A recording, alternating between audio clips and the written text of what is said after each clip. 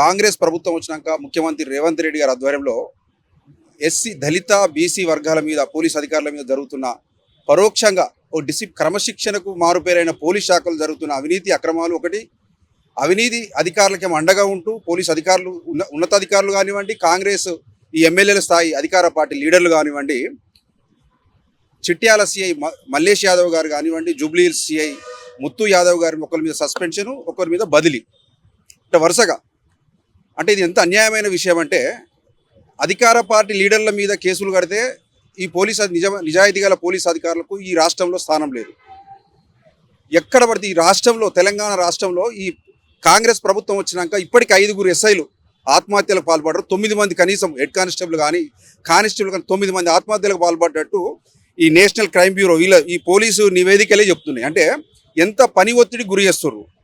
ముఖ్యంగా ఈ అధికార పార్టీ, ఈ కాంగ్రెస్ లీడర్ ఈ వివిధ నియోజకవర్గాల్లో ఏ సామాజిక వర్గం ఉంటే ఆ సామాజిక వర్గం ఎస్ఐలకు ముఖ్యంగా అగ్రవర్ణాలకు సంబంధించి పోలీస్ అధికారులకే మంచి మంచి పోస్టింగ్లు వస్తున్నాయి.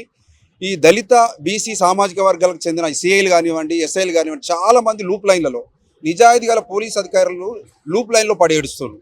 అంటే ఇది కుట్రపూరితమైన వ్యవహారంగా కాంగ్రెస్ ప్రభుత్వం చేస్తుంది. ఇది ఎప్పటికీ మంచి పద్ధతి కాదు. ఖచ్చితంగా ఈ రాష్ట్ర డీజీపీ సివి ఆనంద్ గారు కూడా మీరు ఖచ్చితంగా దృష్టి పెట్టాలి సార్. ఎందుకంటే పోలీస్ అధికారులు పని ఒత్తిడితో చాలామంది ఆత్మహత్యలకు పాల్పడుతున్నారు. అధికార పార్టీ నేతల ఇబ్బందులకు నిజాయితీగా పనిచేసి చట్ట ప్రకారం కేసులు కడితే కూడా ఈ బదిలీ వేట్లు కానీ, ఈ సస్పెన్షన్లు కానీ చేయడం సరియైన పద్ధతి కాదు. ఖచ్చితంగా ఇటువంటి సంఘటన తీవ్రంగా ఖండిస్తూ ఇటువంటి చర్యలు మునుముందు జరగకుండా ఈ రాష్ట్ర ముఖ్యమంత్రి రేవంత్ రెడ్డి గారు చర్యలు తీసుకోవాలని కోరుకుంటూ ధన్యవాదాలు.